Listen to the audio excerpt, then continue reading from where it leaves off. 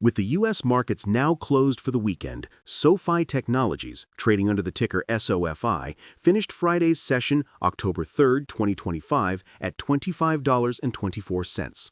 This represented a downturn of 2.83% for the day, a move that might cause some unease for the casual observer.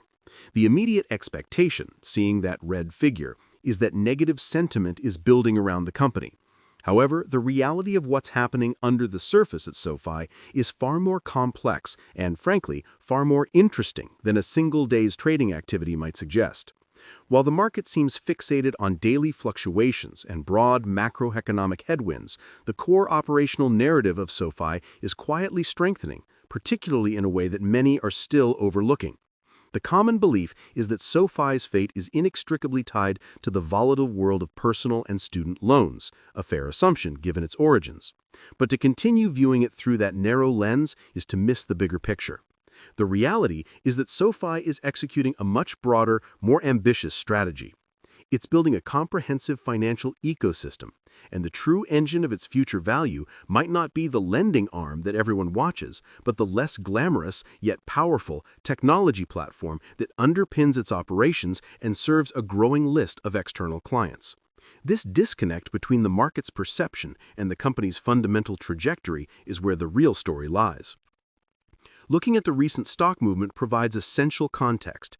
The past week saw significant pressure on the stock, with reports of an 11% decrease sharply contrasting with the broader market's relative stability. This kind of volatility isn't new for SoFi. It's a high-beta stock that often exaggerates market movements. Trading volume on Friday was robust at over 78 million shares, well above its average, indicating a high level of investor engagement and debate around its current valuation. This heightened activity comes ahead of its third-quarter earnings report, scheduled for October 28th. Analysts and investors are on high alert, with consensus estimates pointing to an EPS of around $0.08 and revenue nearing $884 million. These figures would represent substantial year-over-year growth, but in this market, meeting expectations is rarely enough. The guidance for the fourth quarter and the full year of 2026 will be scrutinized with surgical precision. Institutional ownership provides another layer of insight.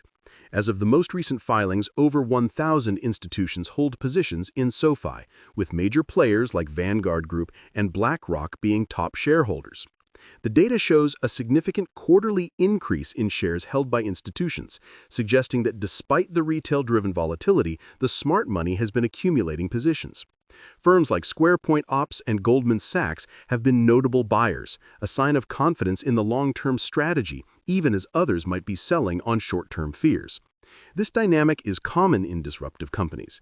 It's the tension between those focused on next week's price action versus those modeling out the business 5 years from now.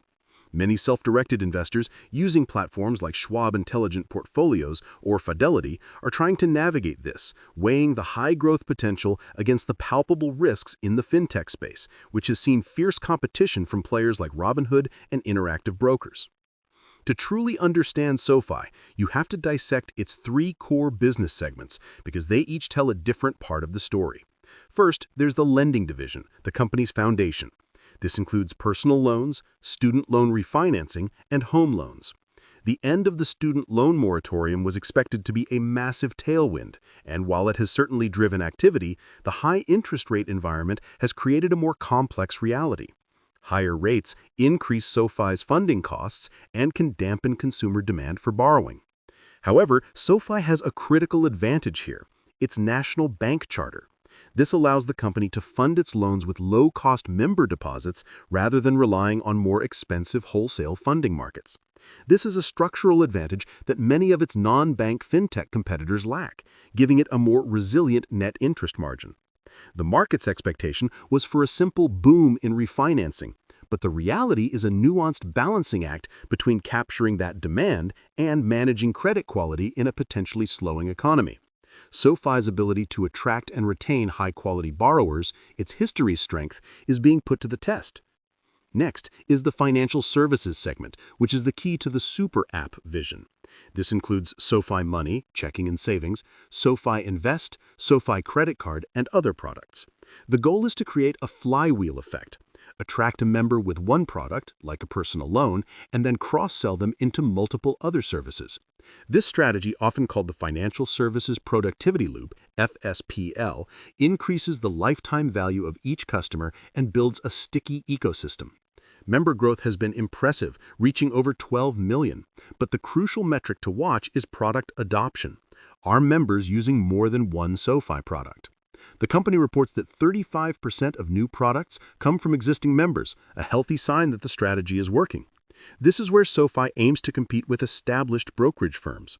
While an investor might use Fidelity Investments for its vast selection of Fidelity ETFs and Fidelity mutual funds, or Interactive Brokers for its advanced trading platform, SoFi is betting that the convenience of an all-in-one platform will win over a generation that values seamless digital experiences. The recent launch of Level 1 options trading on SoFi Invest is a clear move to deepen this engagement and capture more of its members' financial lives, putting it in more direct competition with the likes of the Robinhood app. Finally, there's the segment that many investors still fail to properly value, the technology platform, headlined by Galileo. SoFi acquired Galileo in 2020, and it provides the back-end payment processing and API infrastructure for a huge number of other fintech companies and financial institutions. Think of it as the plumbing that makes modern digital banking possible. This is a B2B business that provides a steady stream of high-margin, recurring revenue, acting as a powerful diversifier to the more cyclical lending business. Galileo now powers over 160 million accounts, and its growth is a direct play on the entire digital finance industry's expansion. As more companies, from neobanks to non-financial brands, look to embed financial services into their offerings, Galileo is positioned to benefit. This is a crucial part of the bull case for SoFi stock, yet it often gets lost in the noise surrounding loan originations and interest rates. It is this segment that truly separates SoFi from many of its peers and offers a path to a more diversified and resilient business model. What do you think will be the most important growth driver for SoFi over the next 3 years? Comment below whether you believe it will be lending, financial services, or the technology platform. Looking ahead, the future outlook for SoFi is a tale of significant opportunities balanced by substantial risks. The bull case rests on the successful execution of its integrated business model. If SoFi can continue to grow its member base, deepen product adoption, and scale its Galileo platform, the potential for long-term value creation is immense. Achieving consistent GAAP profitability, which it has now done for several consecutive quarters, is a massive step in proving the model's viability to a skeptical Wall Street. Furthermore, as a chartered bank, it is better insulated from the regulatory pressures facing other fintechs. A potential decline in interest rates in the coming year could also serve as a powerful catalyst, reigniting demand in its lending business and boosting margins. The expectation held by bulls is that SoFi will become the Amazon of finance, a one-stop shop that dominates the digital banking landscape, making it a staple in any individual brokerage account. However, the bear case cannot be ignored. The reality is that SoFi operates in an intensely competitive and economically sensitive industry. A severe economic downturn could lead to rising loan defaults, significantly impacting its profitability. Competition is fierce, not just from other fintechs like SoFi and Block, but also from incumbent giants like JPMorgan Chase and Bank of America, who are pouring billions into their own digital offerings. There's also execution risk.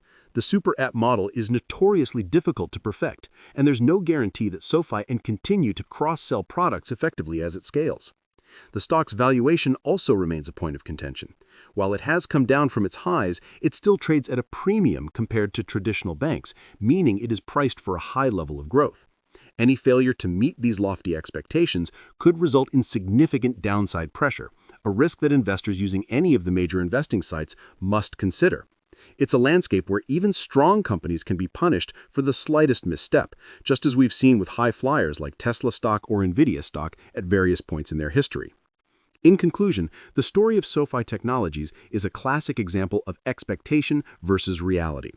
The expectation of the market is often a simplified narrative focused on student loans, fintech hype, and short-term interest rate movements.